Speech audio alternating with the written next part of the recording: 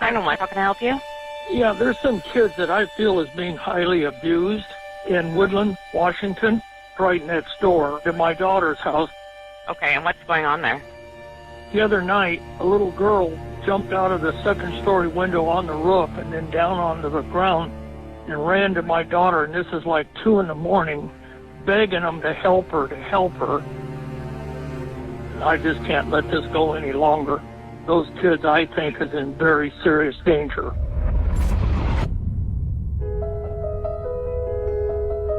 I have report of a vehicle accident near One Creek on Highway 1. What caused a family to drive over a cliff to their death? That's the question multiple agencies are investigating.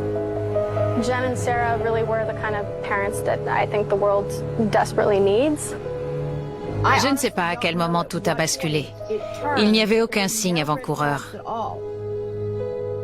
Il est impossible d'imaginer que de telles choses ont pu se produire au sein de cette famille qui semblait parfaite. Je savais pertinemment que ça ne pouvait pas être la première tragédie ou le premier acte de violence. I was trying to help them and protect them, and this is the result. Comment pouvait-on être si proche d'eux et n'avoir rien vu?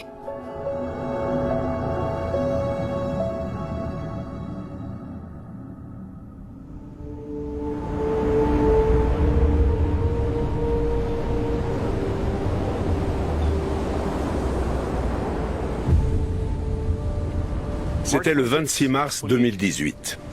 À la radio, on nous avait signalé qu'un policier avait été envoyé sur la partie nord de la route 1. Son rôle était de constater le décès de plusieurs personnes dans un accident de voiture. Je savais exactement à quel endroit c'était.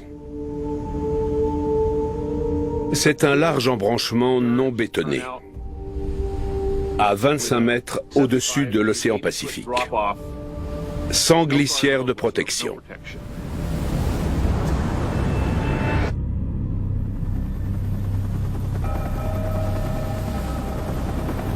En arrivant sur les lieux, j'ai vu un camion de pompiers, une ambulance et un hélicoptère. L'un de nos agents était là. Je suis allé lui demander ce qui s'était passé. Un véhicule était tombé. J'ai marché jusqu'au bord et j'ai aperçu un 4x4 accidenté. Les vagues le frappaient sans relâche et il se balançait d'avant en arrière. Même au début, il ne s'agissait clairement pas d'un accident de voiture normal. Et toute cette affaire s'est ensuite révélée invraisemblable.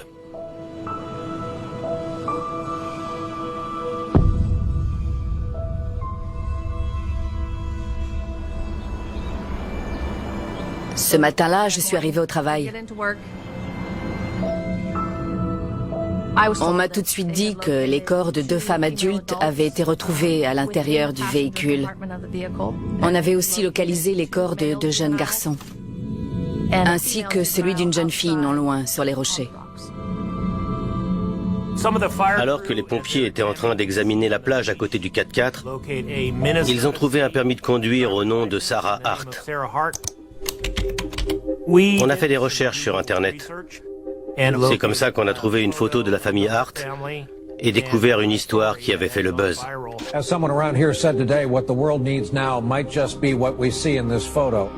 En cherchant famille Hart et Devonte Hart sur Internet, je suis immédiatement tombée sur la photo de Devonte qui enlace un policier. Born to a drug-addicted mother and into a violent life, he and his 2 siblings were adopted into a loving family, and Devonte was at that rally with a message of peace and holding a sign offering free hugs. Quand on a creusé un peu plus, on a pu trouver beaucoup de photos des enfants. Ils semblaient souriants, toujours de bonne humeur. Ils aimaient chanter. Les mères avaient l'air heureuses et aimantes. Les 6 enfants étaient très beaux. On avait l'impression qu'ils avaient une vie incroyable.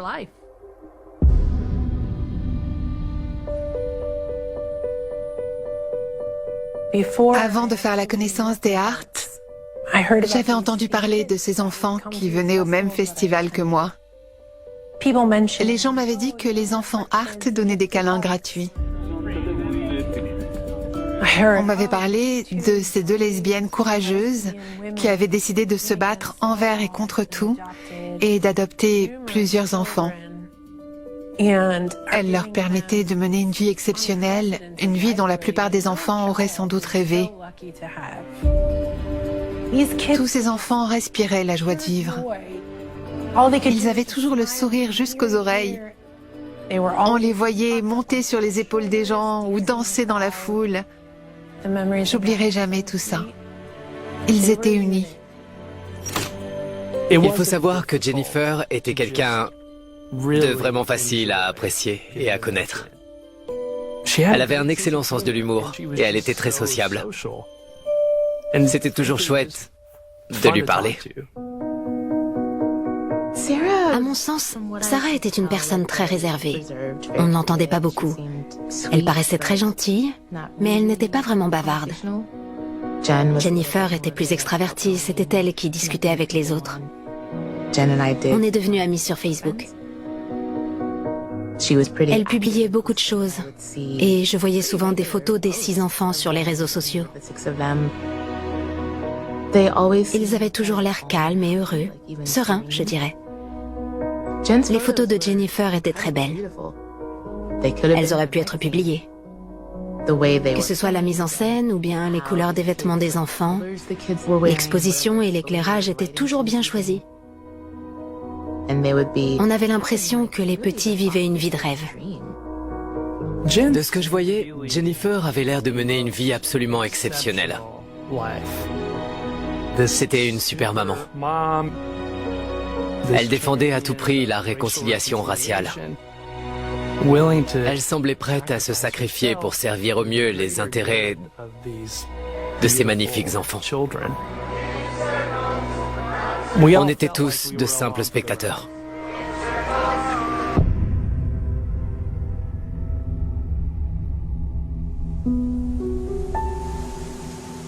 Il y avait sans doute 6 enfants et 2 adultes. Je sais pertinemment qu'à ce moment-là, tout le monde était très préoccupé par cette affaire. En milieu de matinée, on avait identifié une personne. C'était Sarah Hart. On était presque certain que l'autre adulte était Jennifer Hart, sa femme. Il y avait 2 enfants décédés. Enfin, le dernier corps était celui d'un adolescent un peu plus âgé. Alors on était moins sûr. On pensait que c'était les Hart. Mais il n'y avait que 3 enfants. Alors, il en manquait la moitié. On avait un véhicule immatriculé dans un autre État et sans doute 8 morts sur les bras. On savait que ces 2 mères avaient adopté tous les enfants. Ils venaient de Woodland, dans l'État de Washington. Alors, on avait des questions. Pourquoi étaient-ils sur cette route? Le voyage a-t-il été long? Pourquoi c'est arrivé?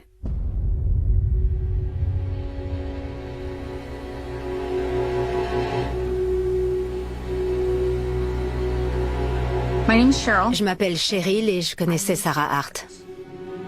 On travaillait toutes les deux dans le même magasin. Elle occupait un poste de responsable.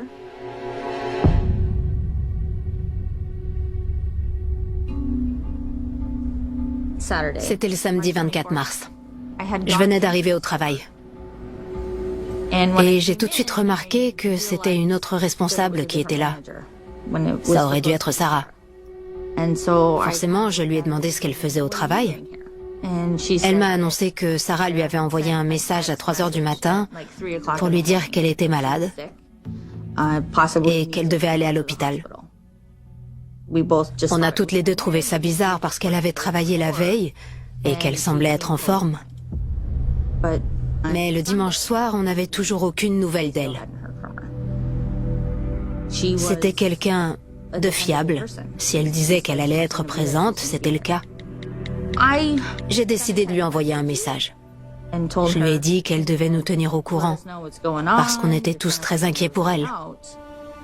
Mais rien du tout. Elle a jamais répondu. Le lundi, quand on est arrivé au travail, on a attendu de voir si Sarah allait se présenter. On a patienté jusqu'à 9h30 ou 10h, mais elle était toujours pas là. J'ai décidé d'appeler les urgences. Thanks for holding. Can I help you? Yes, I was calling to see if I can get a welfare check done. And who are we checking on? Sarah Hart. Tell me the reason that we're checking on her. She sent out a text message at 3 o'clock in the morning on Saturday stating that she was sick. Nobody's seen or heard from her since. When she said she was sick, did she say what was going on, or? She just thought she was going to have to go to the doctor. I've checked the hospital, so they didn't have any record of her.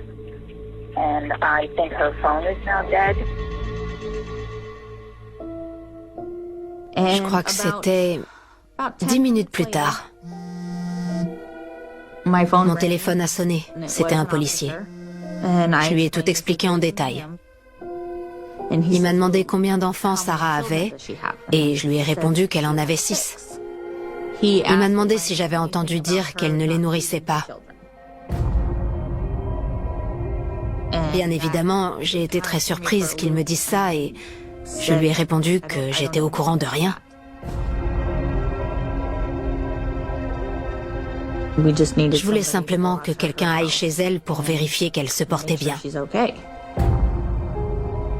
C'est alors qu'il m'a annoncé qu'il n'avait pas besoin de se déplacer, parce qu'il s'était déjà rendu chez elle une fois ce jour-là, à la suite d'un appel de la part du DSHS, le département de la santé et des services sociaux. La famille avait fait ses bagages et elle était partie. D'après ce policier, les Hart étaient en cavale.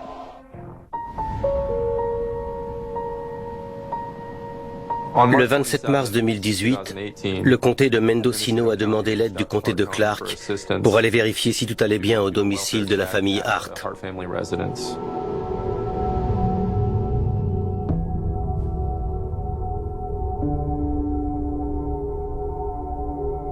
À ce moment-là, on savait qu'on avait affaire à une famille de 8 personnes, dont au moins 5 étaient décédées et avaient été retrouvées dans le comté de Mendocino. Mais on ignorait où pouvaient se trouver les 3 autres enfants. Après avoir reçu cet appel, le bureau du shérif a pu déterminer que le 26 mars, 2 personnes avaient fait un signalement concernant cette même famille. L'un d'une collègue de Sarah qui s'inquiétait de ne pas la voir au travail. Le second était un appel d'une employée des services de protection de l'enfance qui avait tenté de joindre la famille auparavant. Who are we checking on? The mothers are Sarah and Jennifer Hart, and according to my intake, they have 6 children in the home. Okay, and what was the reason we were checking on that? Concerns that the children aren't being fed.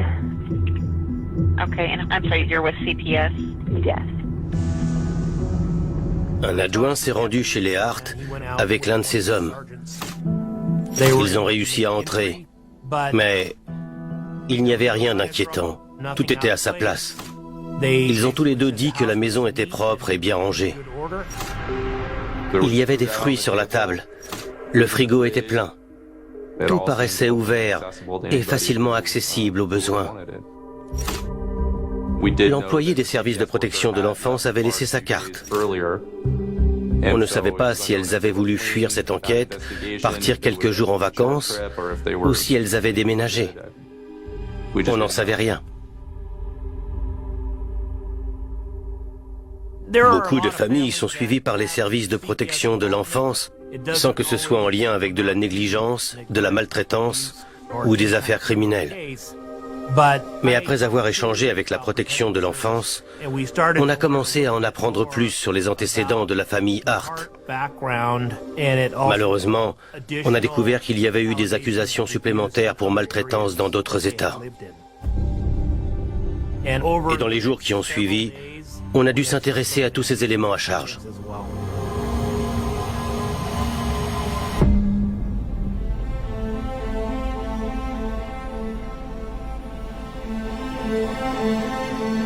On a réussi à retrouver plusieurs membres de la famille dans le Dakota du Sud. La tante de Jennifer nous a confié qu'elle avait vu les enfants au cours des 2 dernières années. D'ailleurs, c'était elle qui avait le plus de contact avec eux. On a réussi à lui envoyer des photos des corps des enfants par email. C'est comme ça qu'elle a pu les identifier et nous dire de qui il s'agissait exactement. On a reconnu Marquis grâce à sa mâchoire particulière. Ça se voyait sur toutes les photos de lui. En revanche, les visages de Jeremiah et Devante se ressemblaient beaucoup. Pour nous aider, la tante nous a parlé du grain de beauté qu'avait Jeremiah et on a pu déterminer qu'il s'agissait bien de lui. En ce qui concerne le corps de la jeune fille, on hésitait entre Anna et Abigail. Cette fois, la tante nous a dit que Anna avait perdu 2 de ses dents de devant. Grâce à elle, on a réussi à identifier de manière certaine Jennifer, Sarah, Jeremiah, Marquis et Abigail. Voilà les membres de la famille qu'on avait retrouvés.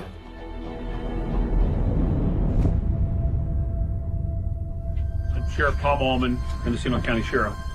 Certainly this is a tragic day for Mendocino County, a tragic week. There may be many questions about what caused the accident, and no new information has been developed. There's a lot of unknowns on this. Un enquêteur et moi avons décidé de signaler la disparition des 3 enfants qu'on n'avait pas retrouvés sur les lieux. Ça pouvait sembler étrange alors qu'ils étaient sûrement morts dans l'accident. Mais le souci, c'était qu'il n'y avait pas de corps. We have every indication to believe that all 6 kids were in the SUV. However, only 3 bodies have been recovered. Sierra is still missing. Hannah is still missing. And Devante is still missing. On a fait un communiqué de presse pour obtenir des informations. On voulait savoir d'où venait la famille et où elle était allée. Les médias allaient relayer le fait qu'on cherchait ses enfants. Peut-être que quelqu'un savait quelque chose.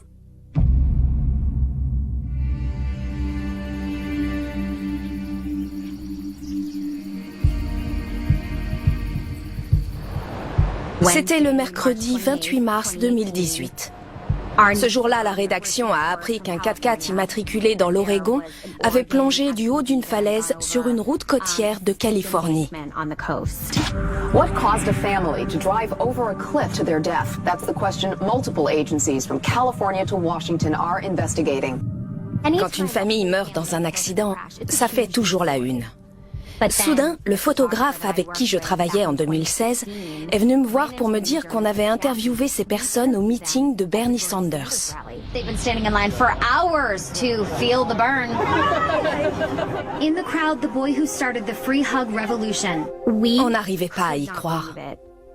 C'était une famille connue et Devante était adorable. Ils l'étaient tous. Hart and his family are all smiles with what they call heartburn. He's planting the seeds of a revolution. It's not a fake thing. It's not just a young people thing. A lot of my friends and family, this is what we've been waiting for. C'était stupéfiant. On savait pertinemment qu'on n'avait pas fini de parler de cette histoire.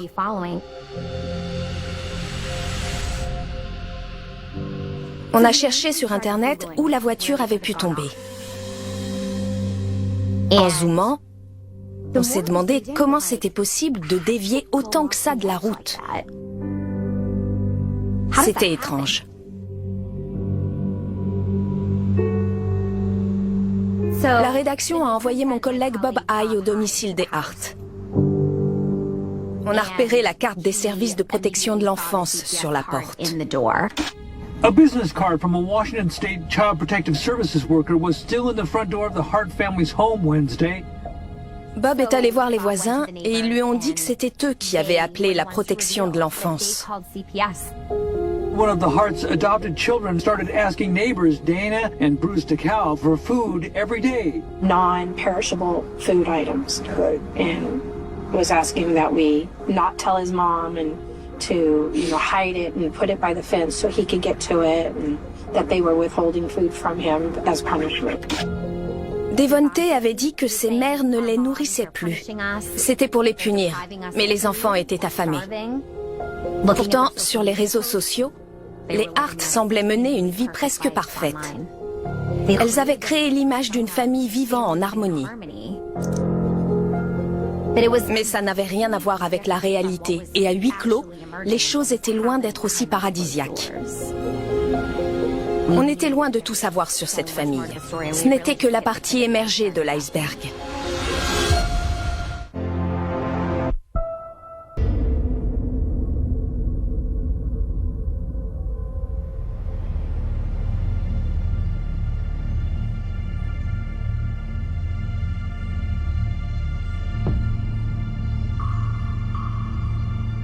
J'étais dans ma voiture. J'allais à la salle de sport. Mon téléphone a sonné. C'était une amie qui ne connaissait pas les Hart, mais qui savait que j'étais amie avec eux. Elle m'a dit de me garer et de regarder les chaînes d'infos.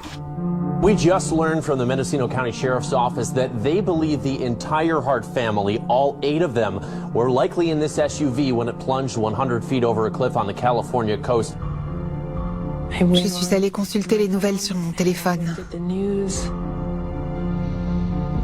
Et là, je me suis effondrée. To some, a very vibrant family, a model of what love looks like.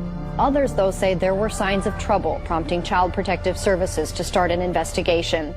Les chaînes d'information en continu ont fait leur travail et la vérité a été dévoilée petit à petit. C'est là que c'est devenu plus difficile à accepter. Quand la nouvelle s'est répandue, les gens se sont enflammés sur les réseaux sociaux. J'ai reçu une tonne de messages de gens qui disaient qu'on n'avait pas tous les détails. Peut-être qu'elles avaient déposé les enfants. D'autres pensaient que Devonte était une victime de la traite d'êtres humains. C'était incroyable. Certains les défendaient et disaient que c'était d'excellentes mamans. We weren't duped. That love wasn't fake. They loved their children. They weren't white supremacists. They just were isolated. They were in pain. J'avais énormément de questions. La plus importante, c'était: comment peut-on précipiter une voiture pleine au bas d'une falaise?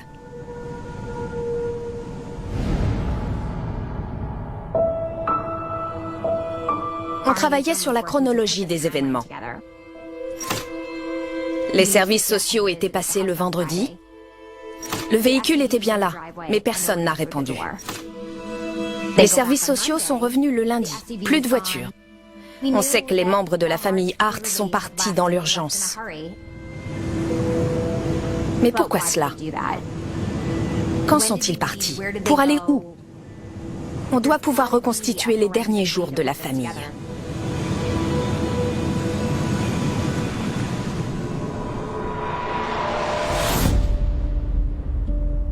L'enquête concernant l'accident de voiture relevait de la juridiction de la police des autoroutes de Californie. En effet, cette dernière dispose d'agents particulièrement bien formés à ce genre d'enquête. Ils peuvent déterminer la vitesse du véhicule, si les ampoules fonctionnaient, s'il y a eu freinage. Leur métier est de réaliser une inspection très précise sur un véhicule. Un peu comme le ferait un médecin légiste lors de l'examen d'un corps. Au début, on se disait que cette famille tranquille était en train de rouler sur la route 1, une 2 voies assez étroite. C'était peut-être la nuit. Le véhicule a alors sans doute quitté la route accidentellement pour emprunter cet embranchement.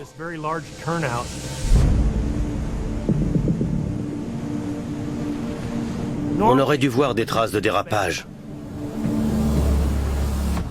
notamment à l'endroit où la conductrice aurait dû freiner. Mais il n'y avait aucune trace de freinage.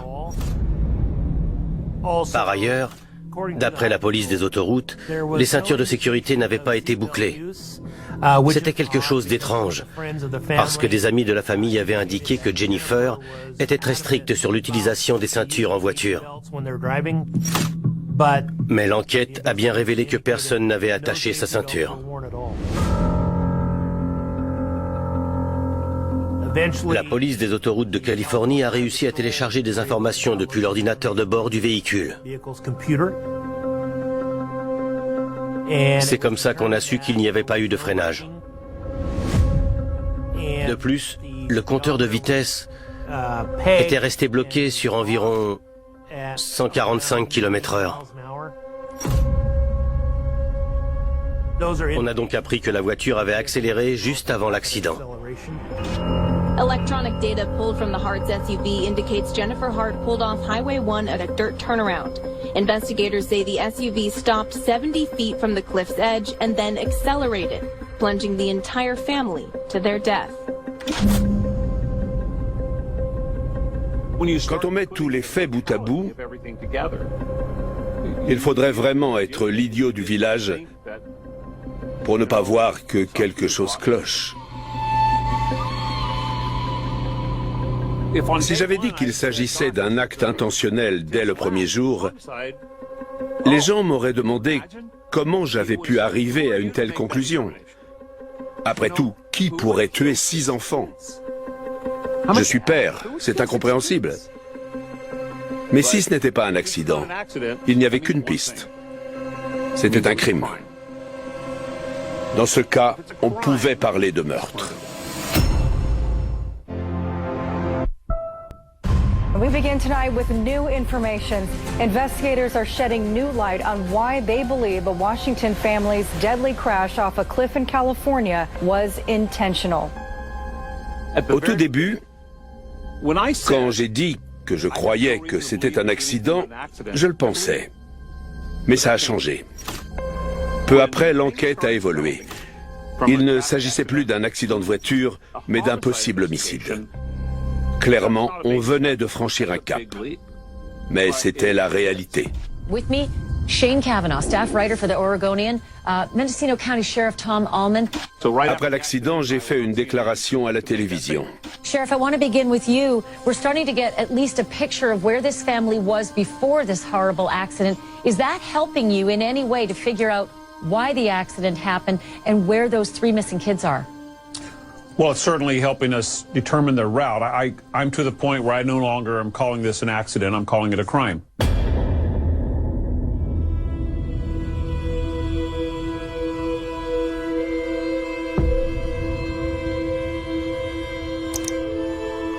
Chaque jour, je vais sur Twitter pour repérer des histoires. Parce qu'en tant que journaliste, c'est là qu'on peut trouver une exclue avant qu'elle fasse la une. Les femmes noires dans mes contacts avaient publié des tweets à propos de Devonte Hart, l'un des enfants disparus. C'était le gosse sur la photo prise pendant les manifestations de Ferguson. J'étais stupéfait d'apprendre qu'il avait disparu. Ça m'a frappé parce que... Je vais le dire clairement. Quand on a 2 mères blanches qui adoptent, non pas 1, non pas 2, mais un certain nombre d'enfants noirs, assez pour remplir une voiture familiale, ça attise forcément la curiosité. Quand les médias et la police ont commencé à enquêter, on a compris que c'était loin d'être simple et que cette tragédie était inconcevable.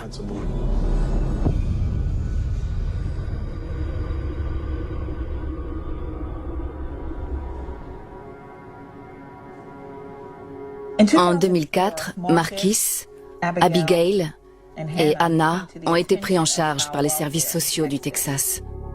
À cette époque-là, les enfants étaient très jeunes et ils avaient grandi dans la pauvreté. Marquis avait 5 ans. Il allait à l'école. Anna, quant à elle, avait à peu près 2 ans. Abigail était encore un bébé. Elle avait environ 6 mois. Leur mère biologique avait des problèmes et ils ne recevaient pas les soins médicaux dont ils avaient besoin. Elle a décidé de faire ce qu'il y avait de mieux pour ses enfants et de renoncer à son autorité parentale afin qu'ils puissent être adoptés. Jennifer et Sarah ont décidé de passer par un organisme d'adoption du Minnesota parfaitement habilité à encadrer et réaliser des adoptions permanentes. Et c'est grâce à cette agence qu'elles ont pu adopter Marquis et ses deux sœurs Abigail et Anna en 2006. Jennifer et Sarah étaient un couple homosexuel et au lieu d'essayer de faire un bébé de façon artificielle, elles s'étaient dit qu'adopter une fratrie constituait une meilleure alternative.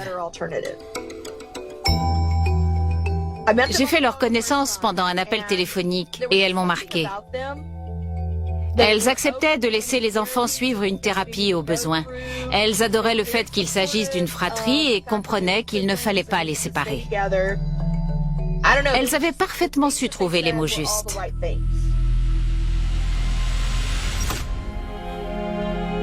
L'agence d'adoption a approuvé la maison. Les chambres des enfants étaient confortables. Elles les ont emmenés voir un orthophoniste et leur administré bien leurs médicaments.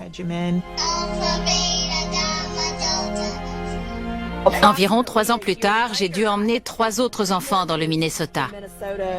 J'ai donc décidé d'aller voir Marquis, Anna et Abigail. La différence était absolument incroyable. J'ai rencontré la famille dans notre magasin à Alexandria, dans le Minnesota. Marquis, Anna et Abigail venaient régulièrement dans le magasin. Sarah et Jennifer étaient très fiers d'eux et elles nous les ont présentés. Dès qu'ils arrivaient, ils nous faisaient un câlin, ils discutaient avec nous. Ils ressemblaient à une famille heureuse.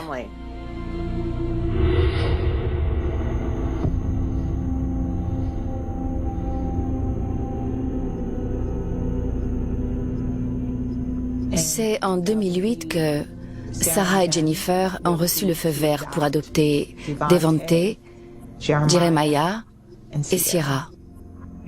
Mais alors qu'elles sont dans le processus d'adoption, il y a une accusation qui est faite contre elles. Les enfants seraient victimes de châtiments corporels.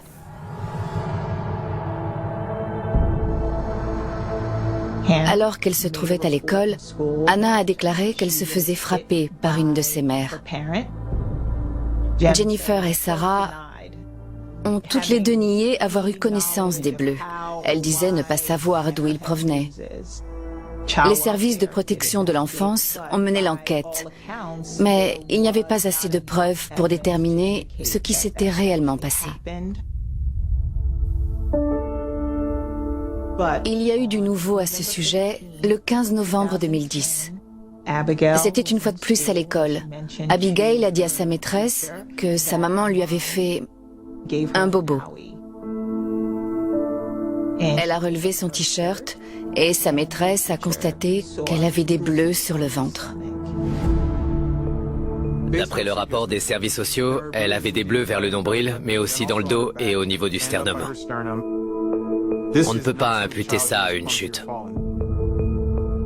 Les mères pensaient que la petite devait être corrigée parce qu'elle avait une pièce d'1 centime dans la poche. Sarah et Jennifer étaient tellement furieuses que l'une d'elles a battu Abigail. La fillette a dénoncé Jennifer. Mais la police a arrêté Sarah Hart, qui a plaidé coupable pour violence familiale.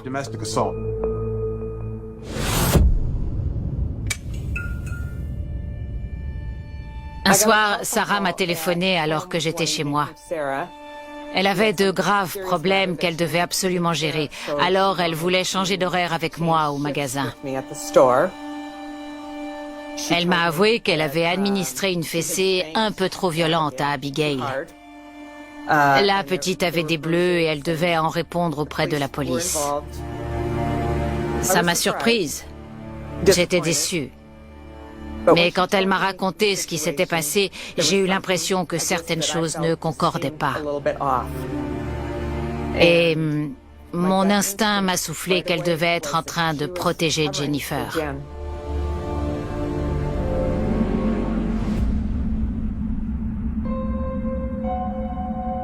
Sarah a endossé la responsabilité pour l'incident qui s'était produit la veille. L'accusée a expliqué qu'elle et sa conjointe ne faisaient d'ordinaire pas usage de la fessée. Mais elles avaient depuis peu décidé de le faire pour résoudre les problèmes de comportement. L'accusée a reconnu qu'elle s'était laissée dominer par la colère le jour précédent avec sa fille. Elle a expliqué avoir emmené la fillette dans la salle de bain et l'avoir fait se pencher sur le bord de la baignoire.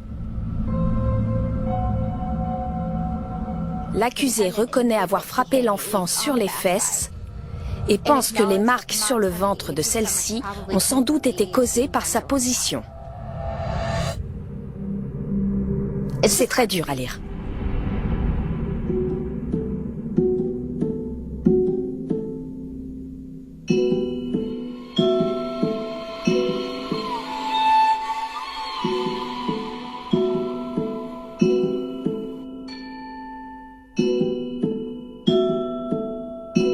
Entre novembre 2010 et janvier 2011, 6 accusations pour maltraitance ont été faites à l'encontre du couple auprès des services de protection de l'enfance.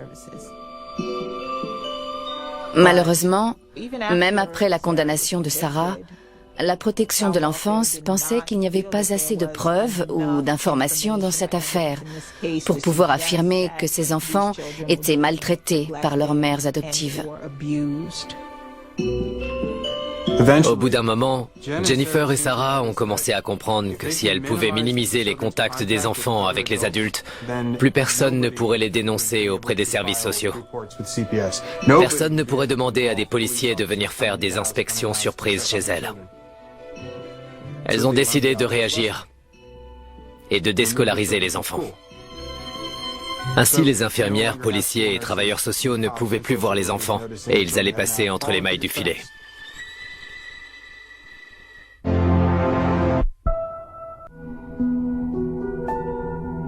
Authorities say they have recovered a body they believe belongs to one of the 3 children who went missing along the Northern California coastline. C'était le 7 avril qu'on m'a annoncé que le corps d'un autre jeune enfant avait été retrouvé. Il se trouvait non loin de l'endroit où l'accident s'était produit. On était presque sûr qu'il s'agissait de l'une des 2 fillettes qu'on n'avait pas retrouvées. On a rapidement réalisé des prélèvements ADN et c'est là qu'on a appris que c'était le corps de Sierra Hart. C'est à ce moment-là qu'on s'est dit que c'était des corps qu'on devait rechercher et pas des enfants vivants, malheureusement.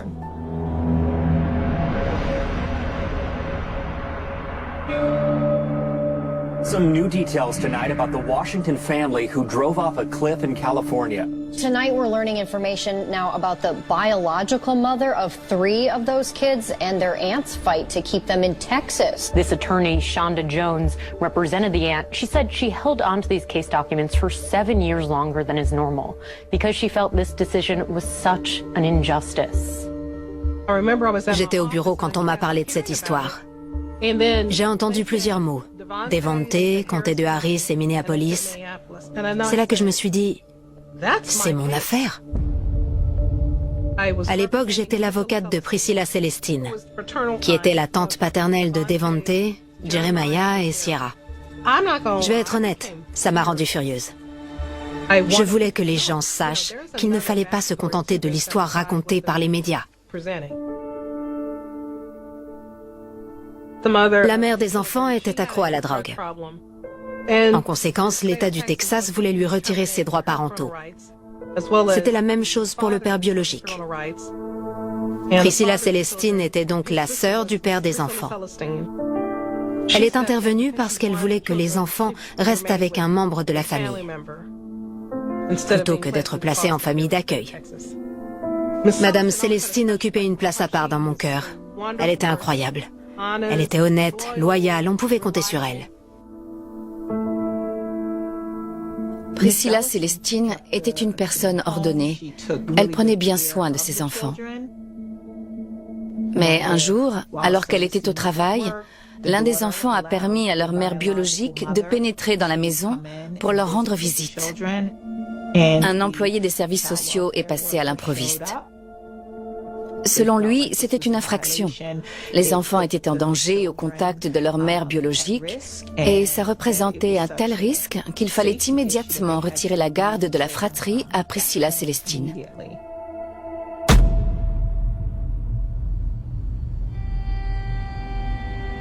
Je suis Mia Williams et en 2006, j'étais responsable au sein des services de protection de l'enfance à Houston, au Texas.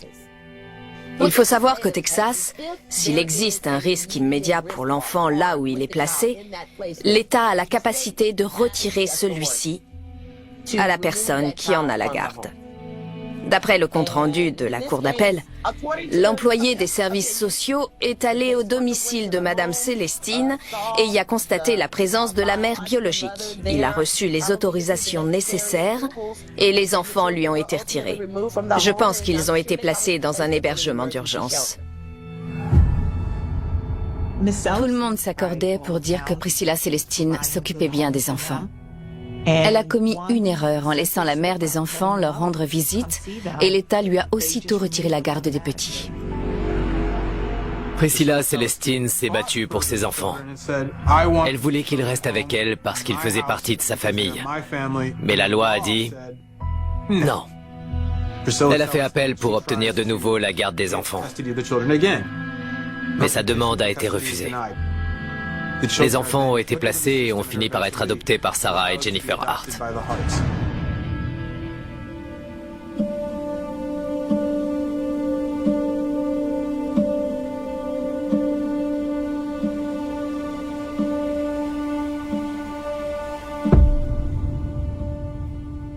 Ça m'a beaucoup déconcertée. J'avais l'impression que c'était une imposture. Comme si tout était prévu d'avance et que le juge avait déjà pris sa décision, quoi que je puisse dire. Je ne comprenais pas pourquoi il fallait absolument faire quitter le Texas à ses enfants. Finalement, j'ai découvert que les personnes qui les avaient adoptés avaient été condamnées pour maltraitance. La politique des services sociaux du Texas est pourtant claire sur le sujet. Il faut toujours essayer de trouver un membre de la famille ou un proche dans chaque affaire. Ce doit être quelqu'un qui a un lien avec l'enfant. Malheureusement, ça n'a pas été le cas pour cette fratrie. La tante a perdu la garde des enfants en laissant leur mère biologique leur rendre visite. Et donc, en punition, ces enfants vont être confiés à qui voudra bien s'occuper d'eux. Des femmes blanches les ont adoptés et les ont maltraités. Or, il n'y a eu aucune conséquence. Elles n'ont pas été punies. Réfléchissez un peu à ça. So good afternoon. I'm Bruce Carpenter. I'm the commander of the Ukiah area. We got some preliminary toxicology results back. We have determined that Jennifer Hart's blood alcohol level was above the legal limit based on preliminary results. Jennifer avait de l'alcool dans le sang. D'après sa famille, c'était inhabituel car elle buvait très rarement. The preliminary blood alcohol content was a 0.102. On nous a dit qu'il buvait très peu d'alcool. Alors sa famille était sous le choc quand elle a su que Jennifer en avait consommé. And the other preliminary results as well that have come to light is that Sarah Hart had a significant amount of Benadryl in her system. The children also were determined to have had Benadryl type of substances in their system.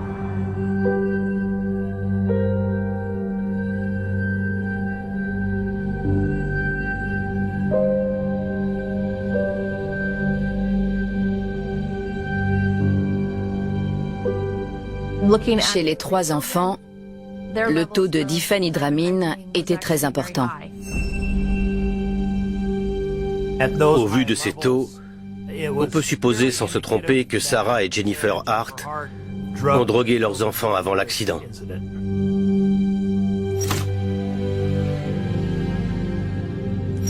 Je pense que ça a choqué tout le monde. Ces 2 femmes ont pris le temps d'administrer une forte dose de ce médicament à leurs enfants. Et cela a forcément été fait 1 ou 2 heures avant la tragédie. De cette façon, les enfants étaient endormis quand Elles ont foncé au bas de la falaise.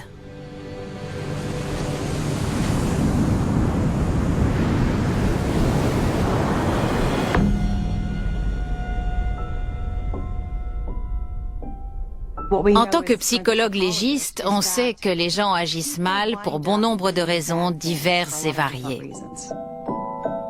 Le terme familicide s'applique dans le cas où une personne décide de tuer plusieurs membres de sa famille dans un laps de temps relativement court.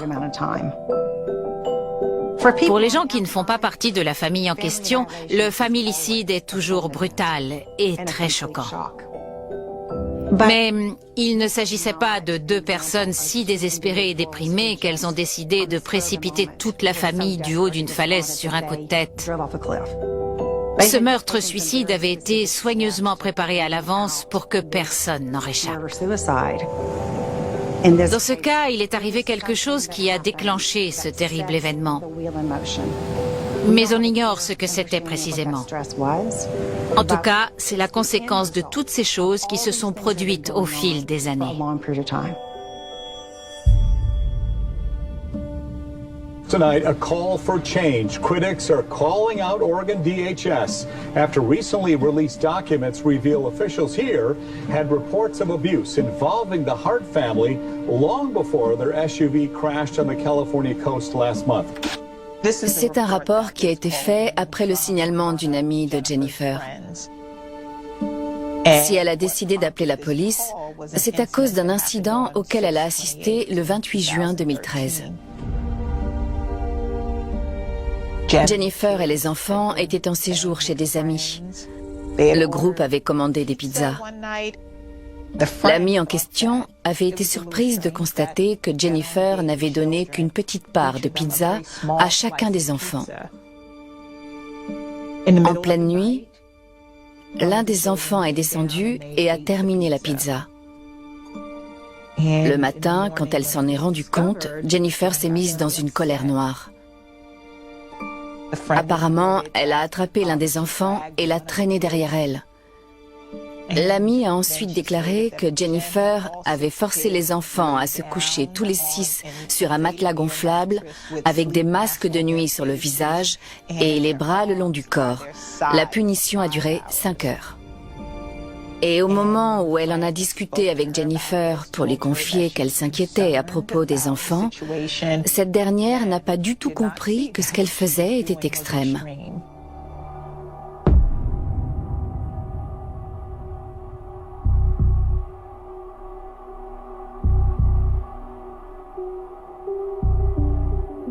Il y avait beaucoup de signes qui indiquaient que ces enfants n'étaient pas bien traités. On peut affirmer qu'ils couraient un danger, au moins psychologiquement parlant. Priver régulièrement un enfant de nourriture, ça lui fait beaucoup de mal physiquement parlant, au niveau de son développement, mais c'est aussi très mauvais d'un point de vue psychologique. D'après le rapport, Jennifer avait un caractère inégal. Elle donnait de l'affection aux enfants quand elle voulait leur faire prendre la pause sur les photos, et dès qu'elle avait terminé, elle se mettait à les ignorer de nouveau. L'amie a déclaré que les enfants étaient comme des robots bien entraînés et qu'ils n'allaient sans doute pas dire la vérité en cas de question. Mais elle était presque sûre que si quelqu'un interrogeait Marquis seul, il pourrait dire ce qu'il se passait chez lui.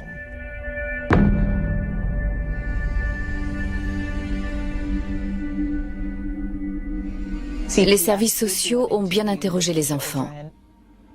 Ils les ont séparés des mères, mais les ont questionnés à la maison.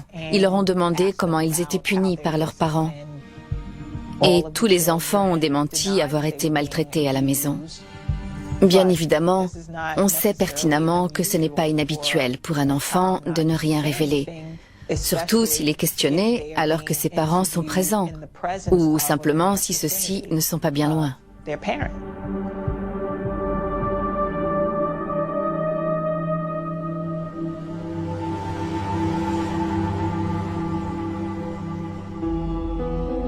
Les services de protection de l'enfance ont eu une longue conversation avec Jennifer et Sarah à propos de ces différentes accusations. Jennifer disait que ce n'était pas sérieux.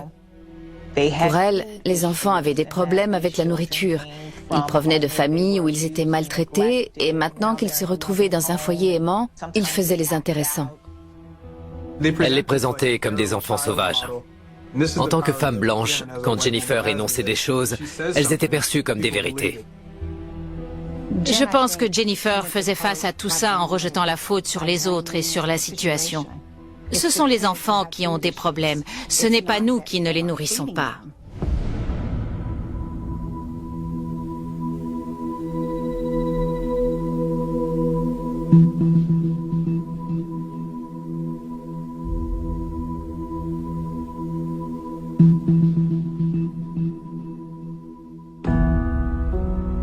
Quand le médecin de la famille a réalisé cet examen, on a découvert que tous les enfants se trouvaient en dessous du poids et de la taille idéaux pour leur groupe d'âge, à l'exception de Jeremiah. Pourtant, il a déclaré qu'il s'agissait d'enfants normaux et en bonne santé. On parlait de deux fratries. Elles n'avaient aucun lien biologique, et pourtant les enfants avaient les mêmes problèmes sur les courbes de croissance et au niveau du développement.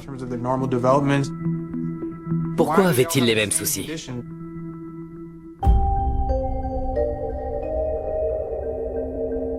Les services de protection de l'enfance ont mis 6 mois à terminer le rapport. Il est arrivé le lendemain de Noël. Il indiquait qu'il se passait sans doute quelque chose au sein de cette famille. Mais les services sociaux disaient ne pas avoir assez de preuves concluantes. Dans ce cas-là, les parents savent qu'ils ne seront pas inquiétés.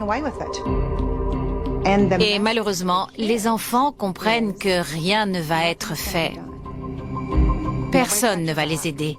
Et ça signifie qu'il y a de moins en moins de possibilités pour que quelqu'un intervienne en leur faveur.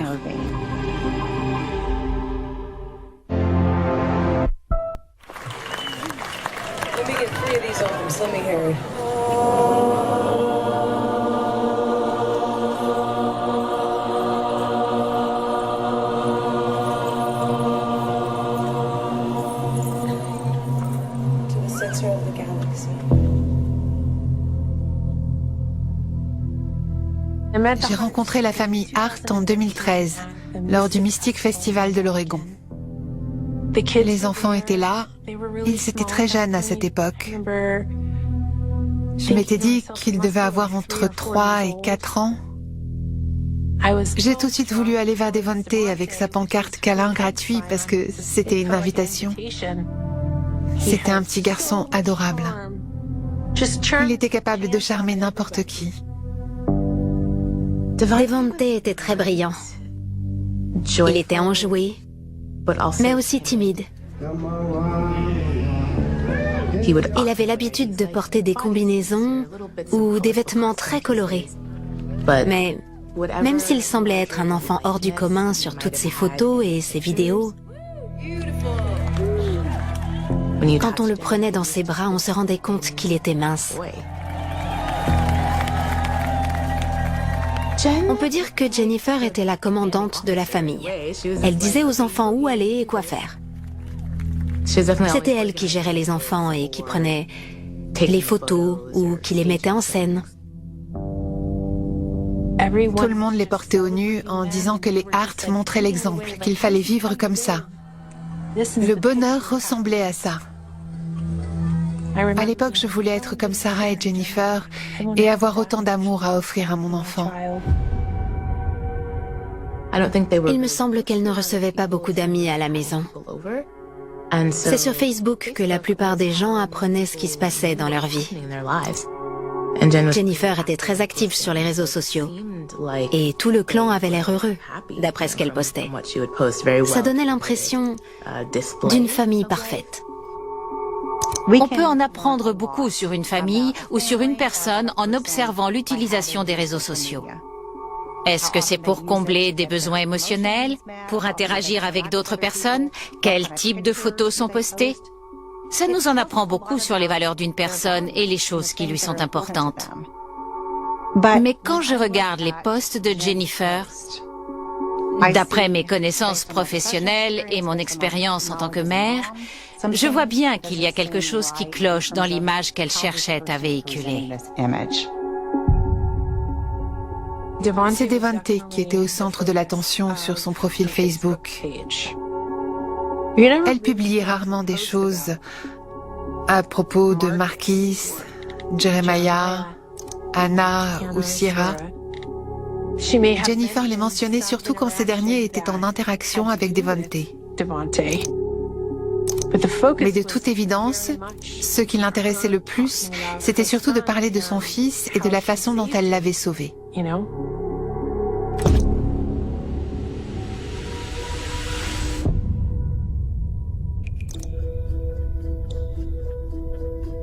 C'est une histoire que Jennifer a publiée sur Facebook le 8 novembre 2014. On faisait la queue pour régler nos courses au supermarché, un homme âgé payait à la caisse. Il remarque notre fils et le regarde. L'homme, toi tu vas être un sacré joueur de baseball un jour. Mon fils s'arrête, incline la tête et sourit la bouche fermée. Non, le baseball, c'est pas trop mon truc. L'homme, je suis sûre que ça va le devenir. Je suis sa mère, je le connais et je sens que mon fils s'agace. La caissière, je parie que tu vas jouer au basket ou au foot alors. Mon fils, non, j'aime pas le sport, ça m'intéresse pas trop, j'ai d'autres passions. La caissière, confuse et quasiment stupéfaite. Comment? J'avais encore jamais rencontré de garçon comme toi qui aimait pas le sport. Et on sait tous ce qu'elle a voulu dire par là. L'homme, avec un petit rire. Oui, moi non plus, ils aiment tous ça. J'ai tout de suite compris ce qui se passait. Même si j'avais envie d'intervenir et de protéger mon fils des stéréotypes raciaux, je ne l'ai pas fait. Je l'ai laissé exprimer sa force et il s'est débrouillé comme un chef. Cette façon de dire « exprimer sa force » est super péjorative. Passons. L'homme, alors tu veux faire quoi quand tu seras grand? Mon fils. Je suis là pour aider les autres, pour les inspirer. L'homme, qu'est-ce que tu vas faire pour y parvenir? Mon fils, je vais être moi-même, même si les gens veulent que je sois quelqu'un d'autre. Bonne soirée. Bonne soirée. Il lui adresse un énorme sourire. Je pense qu'il pourra surmonter toutes les difficultés. Mais comme Jennifer est arrivée, ça ne sera pas le cas.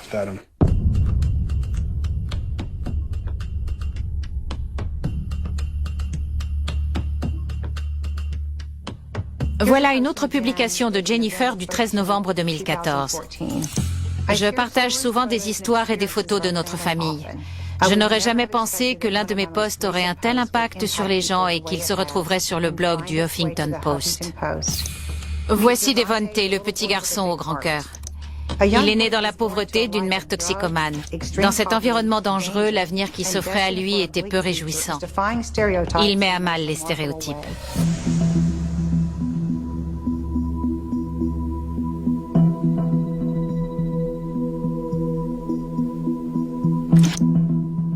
Quand Devante est né, il y a 12 ans, il avait déjà ingéré de la drogue pendant la grossesse.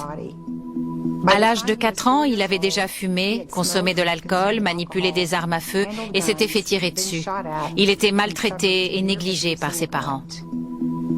Je me souviens avoir lu un article où la mère adoptive prétendait que Devante s'était fait tirer dessus. Et c'était complètement faux. Montrez-moi les papiers qui attestent de cet événement. C'était une vie triste et un avenir qui semblait déjà derrière lui. C'était avant que Jennifer Hart et sa femme Sarah ne fassent irruption dans sa vie pour l'adopter, lui et sa fratrie, il y a 7 ans. L'article du Huffington Post présente tous ces détails comme s'ils étaient vrais, alors qu'en fait, ce sont des histoires complètement inventées par Jennifer. Elle prétend, à l'époque, il ne savait dire que merde et putain. Il ne savait pas nommer les aliments, les parties du corps et les objets. C'est Jennifer qui a dit ça dans l'évaluation qu'elle a faite au service de protection de l'enfance. Jennifer a raconté une histoire. Madame Célestine n'avait pas la même version. Il a peut-être dit autre chose après être parti de chez elle. Enfin, c'est ridicule. Jennifer a compris que si elle mettait une histoire en avant, les gens allaient la répéter et si ça se produisait, elle pourrait affirmer que ça ne venait pas d'elle. À première vue, on pourrait croire qu'elle ne pense qu'à son fils. Mais quand on s'y intéresse, on comprend qu'elle cherche à montrer que sans elle, cet enfant n'aurait pas eu la même vie. Même si ça semble être une histoire à propos de Devontae, c'est publié pour se faire mousser. Avec le recul, il est certain que Jennifer voulait qu'elle et Sarah soient considérées comme de véritables héroïnes venues en aide à ces pauvres enfants qui avaient besoin d'être sauvés. Elle se servait de Facebook comme d'une plateforme publicitaire pour donner l'image de la sauveuse blanche. Elle se fichait des enfants. Tout ce qui l'intéressait, c'était les likes. Elle leur faisait du mal pour ça.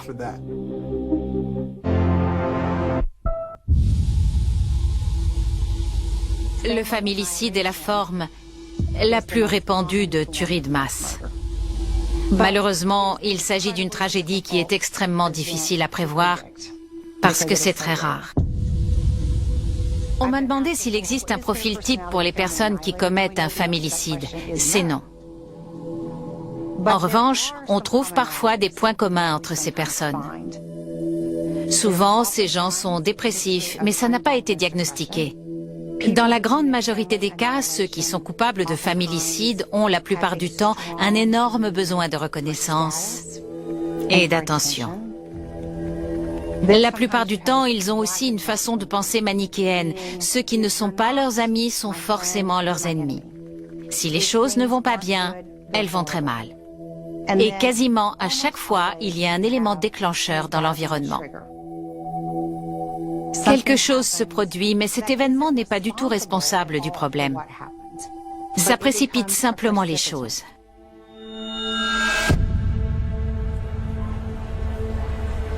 A few minutes ago, the grand jury deliberating the death of Michael Brown issued its decision.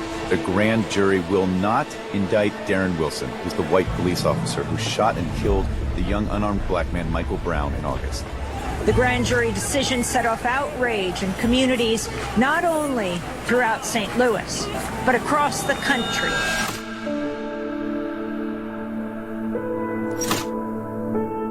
Je me souviens du moment où la photo du câlin a fait son apparition dans les médias. Elle a fait le buzz. J'ai appris qu'elle avait fait le tour du pays. C'était une image à la fois emblématique et très belle. Elle nous a donné de l'espoir à un moment où c'était nécessaire. As someone around here said today, what the world needs now might just be what we see in this photo. Je me souviens avoir aperçu Devontae sur cette photo où il serre un policier dans ses bras. Je n'arrivais pas à en croire mes yeux. Devontae passait à la télévision. Il faisait un câlin à un policier et je me souviens avoir été stupéfaite. Je me suis dit qu'il allait peut-être participer à une révolution en profondeur en marge de ces manifestations. Je comprenais très bien que c'était censé représenter un jeune garçon noir qui enlaçait un policier blanc dans un élan de solidarité. Mais sur ces photos, le regard de Devontae semble partagé. On peut se demander s'il est triste à cause de ce qui était arrivé ou à cause de cette interaction avec la police. Ce n'est pas vraiment clair. À l'époque, quand j'ai vu cette photo, je n'avais pas encore compris que ce n'était que la partie émergée de l'iceberg. Au moment où le cliché a été capturé, il y avait 2 photographes sur les lieux qui étaient des personnes de couleur. Ils ont tous les 2 analysé la scène qui s'est jouée devant leurs yeux. L'un en disant que l'enfant avait l'air traumatisé, l'autre a préféré s'abstenir de tout commentaire. Selon lui, il y avait quelque chose qui clochait. Il faut comprendre que la vie des enfants était en grande partie mise en scène pour les photos. Par conséquent, je ne suis pas sûre que Devontae avait donné son consentement et qu'il était d'accord pour serrer le policier dans ses bras. D'après ce que j'ai vu, les amis de la famille Hart étaient fiers de ce moment, parce que la photo a fait le buzz. C'était comme s'ils étaient amis avec quelqu'un qui appartenait à un mouvement contestataire, et c'est l'image que Jennifer voulait donner. Une figure majeure et apolitique incarnant l'idée que les États-Unis pouvaient changer. Elle a essayé de s'attribuer toutes ses qualités. Malheureusement pour elle, on l'a critiquée pour ça.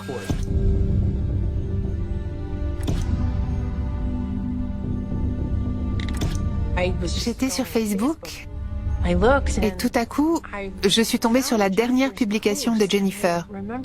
Et je sais que je me suis sentie déconcertée et surtout déçue.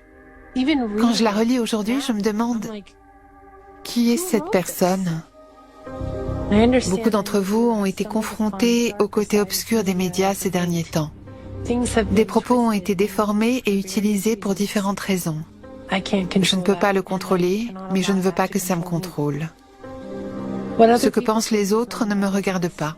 Je sais ce qui s'est vraiment passé et ce que ressent Devonte à propos de cette situation. C'est tout ce qui compte à nos yeux.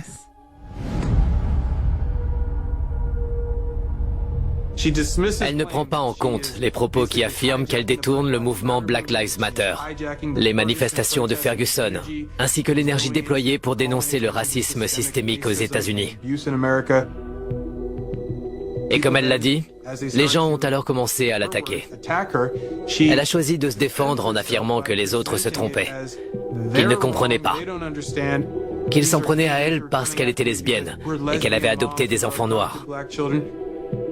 Elle a réussi à écarter les affirmations qui étaient légitimes et à se faire passer pour une victime auprès de tous.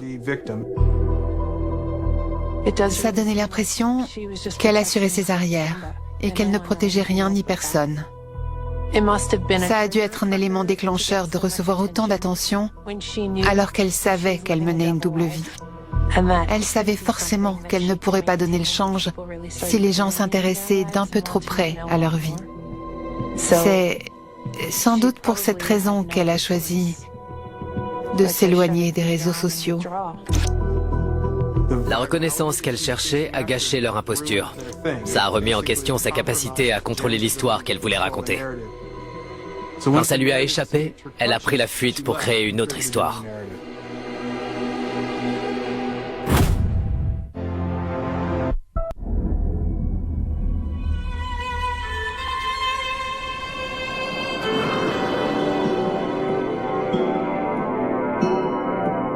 C'est en 2016 que j'ai fait la connaissance de Jennifer dans la communauté du jeu vidéo. On faisait partie d'une équipe de personnes qui se consacraient à un jeu bien précis. L'objectif, c'était de travailler ensemble pour vaincre toutes les autres équipes afin de monter dans le classement. Et il faut savoir qu'on était la deuxième équipe au classement, dans le monde entier. Jennifer était la co-dirigeante de cette équipe de 50 personnes. Elle devait donc conserver une trace des scores des 50 joueurs.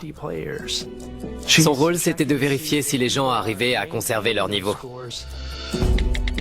Elle était joyeuse dans la discussion de groupe. Elle faisait en sorte de motiver tout le monde. On sentait qu'elle était passionnée à l'idée de conserver cette unité et elle y arrivait à merveille. Après que la photo de Devonte a fait le buzz, Jennifer a rejoint la communauté du jeu vidéo.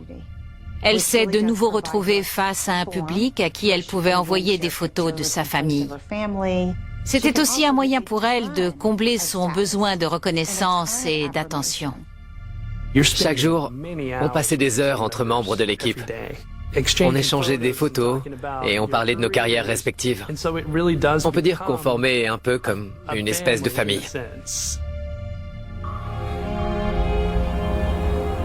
Jennifer a déménagé dans l'État de Washington à l'été 2017. Elle nous avait envoyé des photos de sa maison. Des photos des enfants à l'intérieur avec des poules, en train de peindre le salon. Ils avaient tous l'air très heureux. Je n'ai jamais vu aucun signe, aucun, jamais, qui montrait que ça n'allait pas. I know, Mike. How can I help you? Yeah, there's some kid that I feel is being highly abused in Woodland, Washington, right next door to my daughter's house. Okay, and what's going on there? The other night, a little girl jumped out of the second-story window on the roof and then down onto the ground and ran to my daughter, and this is like 2 a.m, begging them to help her. And what is your daughter's name? Her name is Dana DeKalb, D-E-K-A-L-B.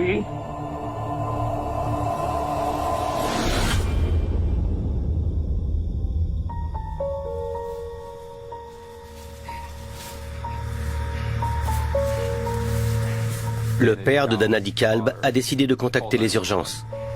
Il a alors raconté une histoire choquante. Une petite fille est venue frapper à la porte en pleine nuit pour demander à pouvoir se cacher.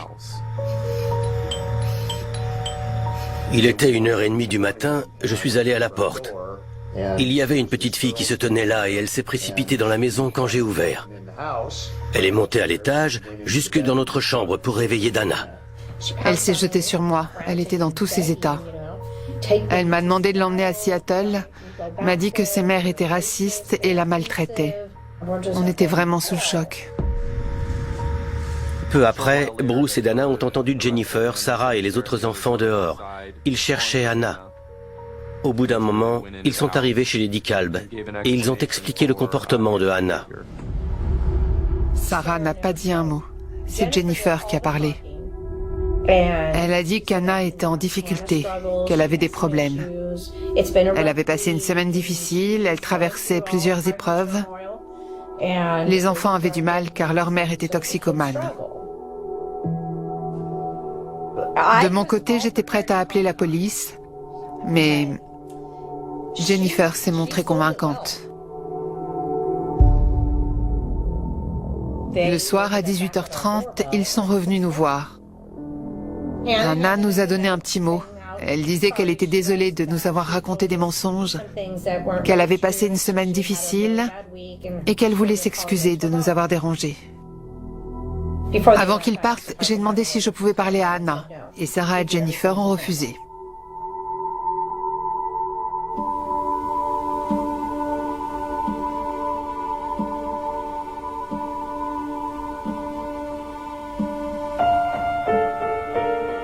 Jennifer était une personne adorable et très drôle.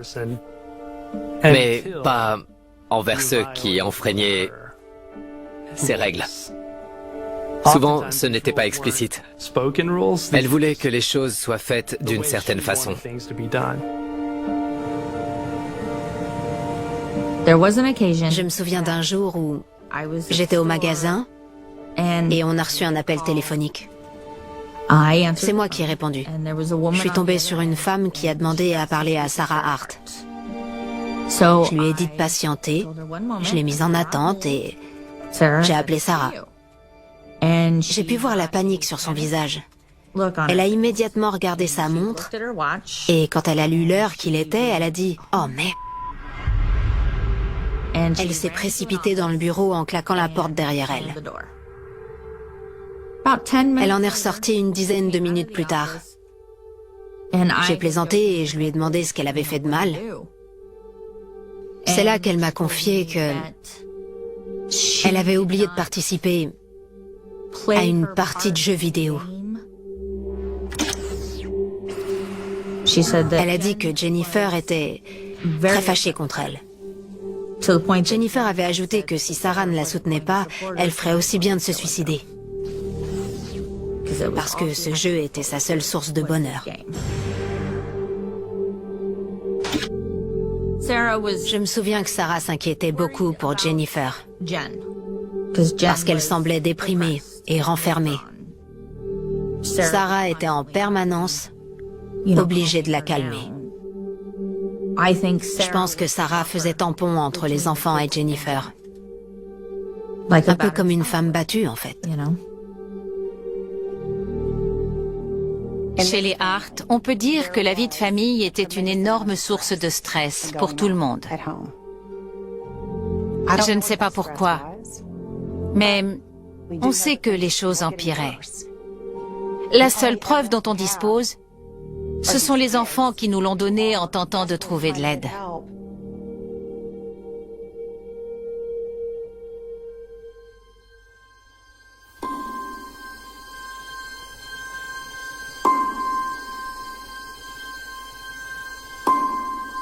La première fois, c'était un jeudi soir. Le lendemain matin, il est revenu pour demander si on avait du pain. J'en avais pas, mais j'avais des tortillas. Il voulait qu'on mette tout ça près de la clôture. En discutant avec Dana et Bruce, on a appris que Devonte leur avait donné une liste d'aliments et qu'il leur avait confié que ses mères ne les laissaient pas manger à leur faim. Il voulait obtenir assez de nourriture pour pouvoir partager avec ses frères et sœurs. La première fois, j'ai pas réagi. Quand il est revenu le vendredi soir, j'étais choquée. Je lui avais donné 30 tortillas. Il nous a demandé 6 pots de beurre de cacahuète. Oui, 6. C'est là que j'ai réalisé qu'il voulait des denrées de base. Les enfants n'étaient pas nourris. À chaque fois qu'il venait, il nous en disait un peu plus, comme il se sentait à l'aise. C'est là qu'on a appris que Sarah et Jennifer les maltraitaient et qu'elle les privait de nourriture pendant plusieurs jours. Avant, Sarah n'était pas d'accord, mais ça avait changé. Alors que Devonte allait chez les voisins tous les jours pour leur demander de quoi manger, Jennifer publiait sur Facebook. Depuis que je connais ces enfants, je suis devenu quelqu'un de meilleur. Ils m'ont tout appris. Je suis tellement reconnaissante envers ceux qui célèbrent cette vie avec nous. Ceux qui ont partagé avec nous un câlin, une danse, une histoire, un rire, un repas, des pleurs, un sourire, une chanson. Merci d'être l'illustration de ce qu'est une famille. Elle a fait un montage avec des photos censées illustrer cet amour, tout en privant ses enfants de nourriture.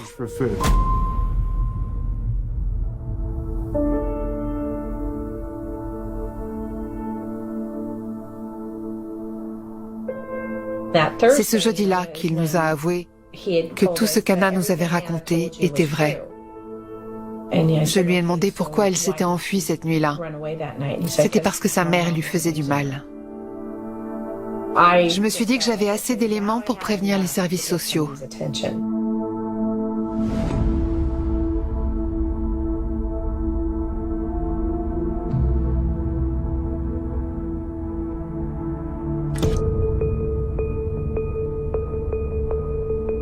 Worried for the children, the DeKalbs called state CPS officials who visited the home again Friday, but apparently no one answered the door. The next morning when we saw that the vehicle was gone, and then Sunday morning when it still wasn't there, we figured something. Then on Monday, the DeKalbs heard about the horrific crash in California. Les mères étaient déterminées. Malheureusement, j'ignore si leur destination finale était le comté de Mendocino. Mais je crois qu'elles voulaient se suicider. Elles sont parties pour un aller simple.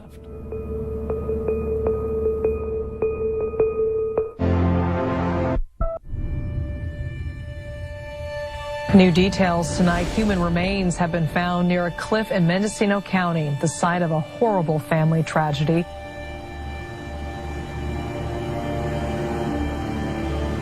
Le 9 mai, je suis allée travailler.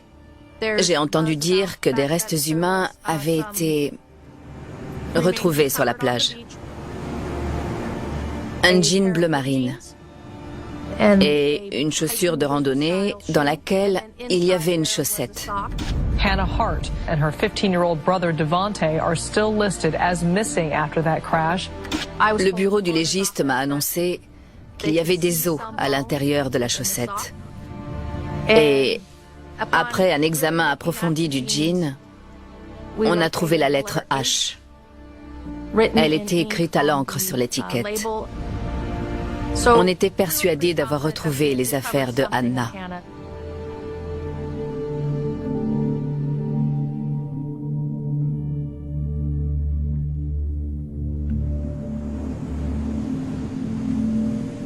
Au fil des jours, on a compris que Devonte avait disparu dans l'océan. On n'allait pas le retrouver. Peu importe les recherches qu'on pouvait mener, son corps n'allait pas réapparaître, malheureusement.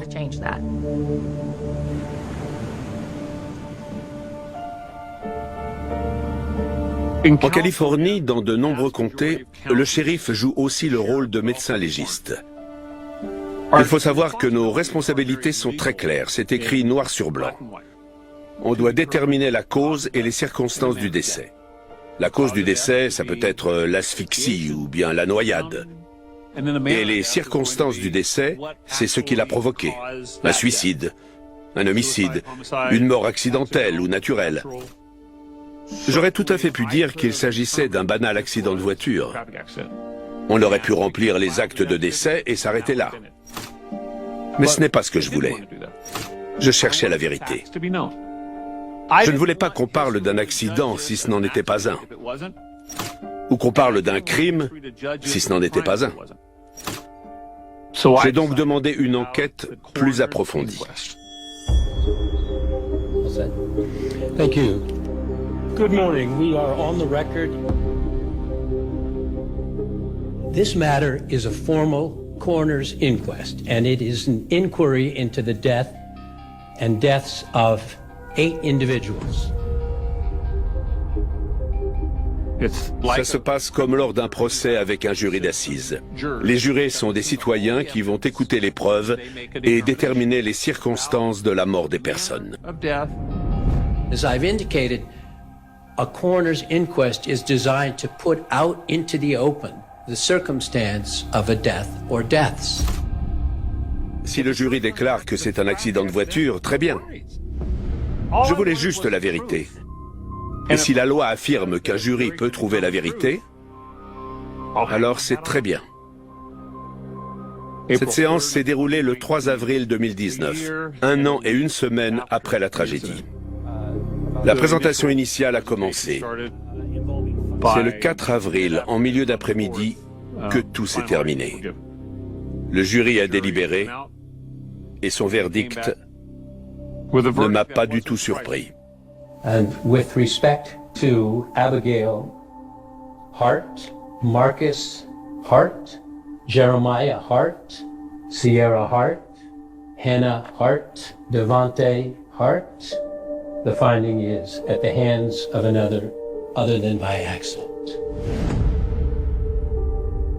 Sarah Hart, the finding is suicide. Jennifer Hart, the finding is suicide. Pour 6 des Hart, le jury a déterminé qu'il s'agissait d'un homicide. Et pour 2, d'un suicide. Et je suis absolument certain que c'est bien la vérité.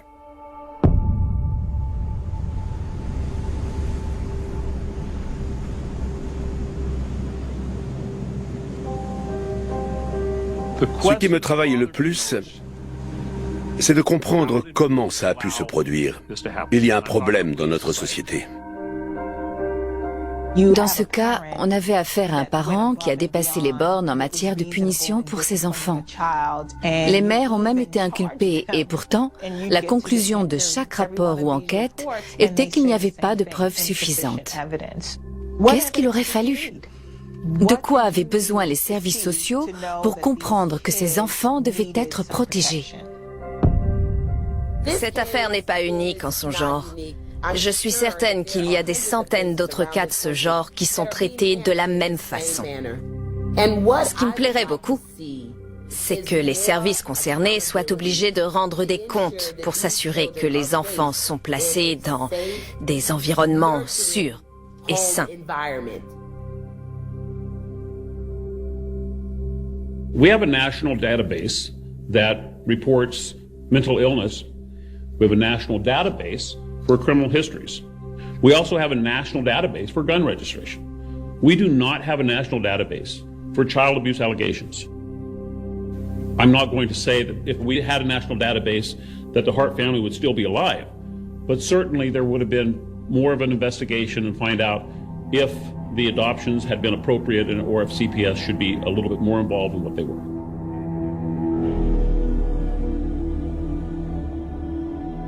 On peut dire que cette histoire est une véritable tragédie du début à la fin. C'est terrible de se dire que pendant les courtes années qu'ils ont passées sur cette planète, la vie de ces enfants n'a été qu'une suite de drames. Tout ce que j'espère, c'est que si jamais quelqu'un réalise qu'un enfant se trouve dans une situation ou un environnement qui peut être dangereux, il se souviendra de ce qui est arrivé aux Hart et il interviendra.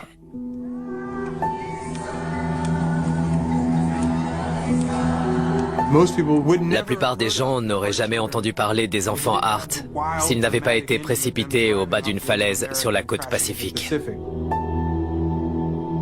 En ce moment, il y a d'autres enfants qui subissent le même sort, mais personne ne s'intéresse à leur histoire. Il ne s'agit pas de les regarder de loin, mais d'interagir avec eux. Après tout, ce sont des personnes complexes et non pas des symboles éphémères, comme un jeune garçon noir avec une pancarte câlin gratuit.